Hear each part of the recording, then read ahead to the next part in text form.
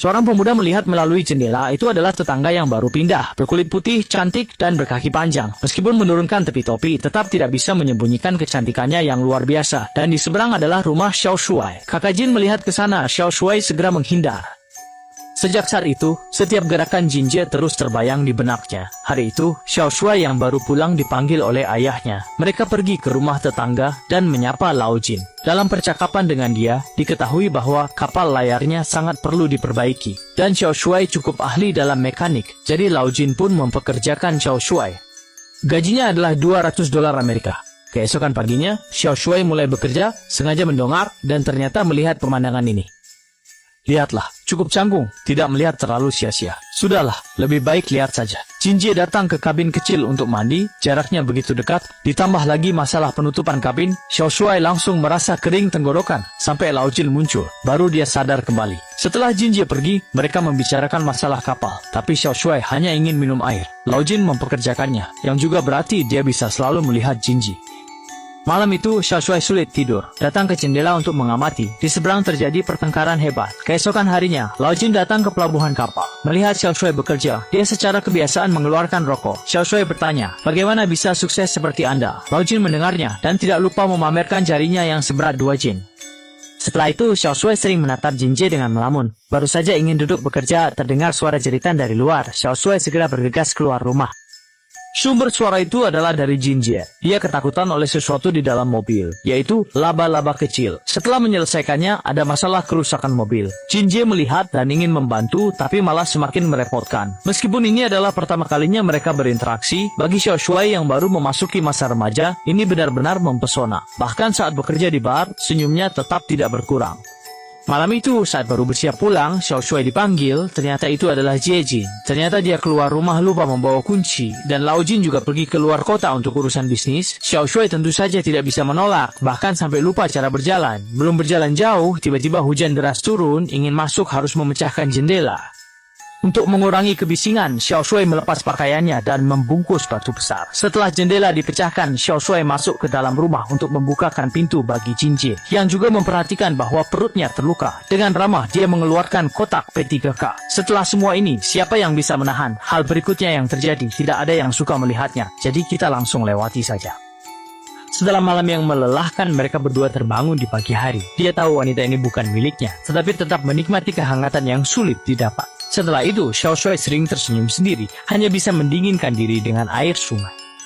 Sisa waktu, Xiao Shuai sambil bekerja, sambil melihat ke seberang. Godaan Jinjie memang besar, bahkan harus menggunakan tenaga untuk melupakannya. Setelah masa tenang berlalu, Xiao Shuai tetap melakukan pekerjaan utamanya. Hari itu, Jinjie dengan alasan memeriksa kemajuan bertemu dengan Xiao Shuai. Percakapan tidak berlangsung 2 detik, Jinjie langsung mengeluarkan jurus besar, mengira mendapatkan cinta. Dia tidak tahu bahwa dirinya sudah terjebak dalam konspirasi besar. Seorang wanita cantik berambut pirang dan bermata biru jatuh cinta dengan anak laki-laki tetangga. Setelah itu, keduanya tidak dapat dipisahkan, dan tempat kencan mereka juga sangat berani.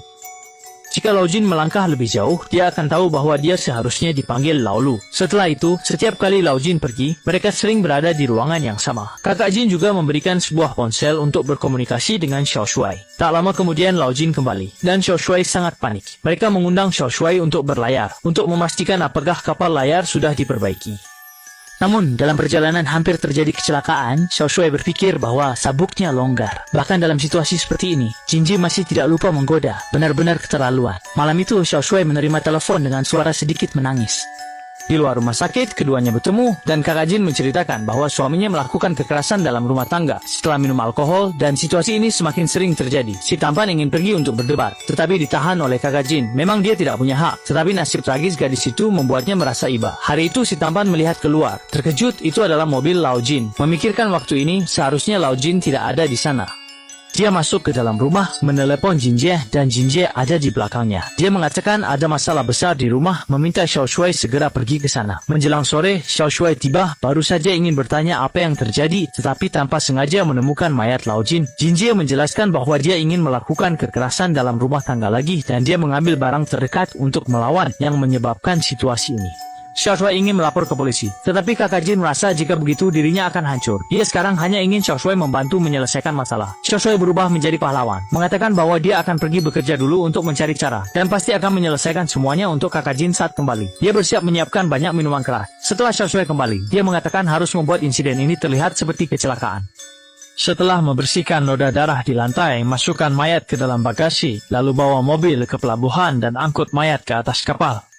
Dan mobil Lao Jin juga ditemukan oleh petugas keamanan yang bertugas. Ketika dia tiba, kapal sudah berlayar keluar pelabuhan. Menghadapi teriakan petugas keamanan, dia mengeluarkan rokok Lao Jin, menirukan gayanya, berharap bisa mengelabui pandangan petugas keamanan. Dia memalsukan tempat kejadian, menaburkan alkohol, lalu menyalakan api di kapal, kemudian melompat ke air.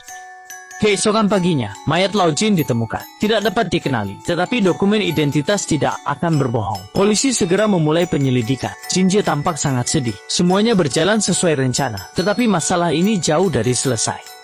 Malam itu saat bekerja, Xiao Shuai mengetahui bahwa asuransi Lao Jin bernilai lebih dari 10 juta. Dan sebagai satu-satunya ahli waris, Jinje diduga melakukan penipuan asuransi. Perusahaan asuransi telah mengirimkan Hei Mei untuk datang. Setelah perjalanan yang bergelombang, dia tampak agak berantakan. Dia membeli pakaian baru untuk mengganti dan bertemu dengan kepala polisi sesuai janji. Pekerjaan Black Mei sangat sederhana, yaitu mencegah semua kejadian penipuan asuransi. Dia dengan cepat memeriksa Jinje, mencatat percakapan tersebut. Di sisi lain, penyebab kematian Lao Jin dikonfirmasi, dipastikan sebagai kecelakaan akibat mabuk. Mendengar percakapan tersebut, petugas keamanan mengatakan orang malam itu tidak seperti Lao Jin.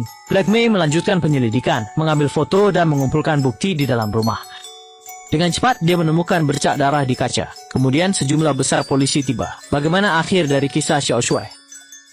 Seorang anak laki-laki yang belum dewasa jatuh cinta dengan kakak Jin. Dan setelah itu masalah terus berdatangan. Pertama, suami kakak Jin meninggal secara misterius. Dan untuk menghindari kecurigaan terhadap kakak Jin, dia menghancurkan mayat. Namun, masalah tidak berhenti di situ. Polis asuransi Tuan Jin mencapai puluhan juta. Dan perusahaan asuransi mengirimkan kakak hitam untuk menyelidiki, guna memastikan apakah kakak Jin terlibat dalam penipuan asuransi. Segera, ada kemajuan terobosan dalam kasus ini.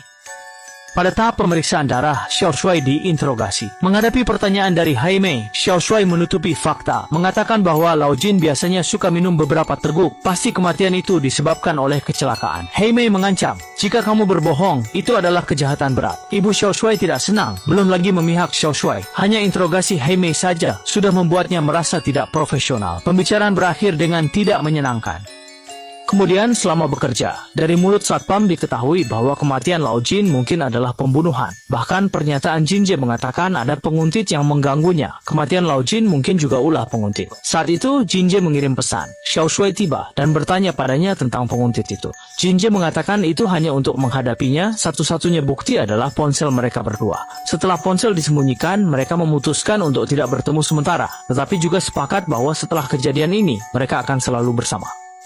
Tak lama kemudian, Hei Mei datang sambil mengumpulkan sidik jari. Dia juga mendengar dari kepala polisi bahwa dalam kesaksian Jinje, dia menyebutkan bahwa penguntit pernah memecahkan kaca rumahnya dan mencuri beberapa pakaian dalam. Setiap detail cocok dengan Xiao Shuai. Saat ibu sedang merapikan kamar, dia benar-benar menemukan sesuatu. Setelah Xiao Shuai mengetahui bahwa dia dijebak, dia segera mulai bertindak untuk mengambil kembali ponselnya. Karena itu adalah satu-satunya cara untuk membuktikan dirinya. Namun dia tidak tahu bahwa dia sudah diikuti. Di dalam mobil, Black Girl menelepon nomor misterius. Ketika Xiao Shuai tiba dan baru saja ingin mengambil ponselnya, kemunculan Jinje mengganggu dan di dalam sudah kosong. Dari luar terdengar suara sirene polisi. Jinje merobek pakaiannya, memperlihatkan mata panda yang lebam, menciptakan kesan seolah-olah dia telah diserang. Setelah Xiao Shuai ditangkap, Jinje menjadi satu-satunya korban. Hei Mei memintanya untuk membantu membuat catatan. Melihat mobil yang pergi, Xiao Shuai mengatakan bahwa dirinya dijebak dan kepala polisi memilih untuk mempercayainya. Tapi waktu hanya 20 menit, yang bisa dia lakukan adalah mengejar mereka berdua dan mengambil kembali ponselnya. Tidak jauh dari sana, di sebuah hotel, saat Jinje mandi, Xiao Shuai membuka tasnya, dan betapa terkejutnya dia, orang ini ternyata memiliki beberapa paspor dengan nama yang berbeda. Akhirnya dia menemukan ponselnya. Saat itu Hei Mei dan Jinje muncul bersamaan. Dia yakin bahwa percakapan telepon dan catatan pesan teksnya dengan Jinje pasti bisa membersihkan namanya dari tuduhan.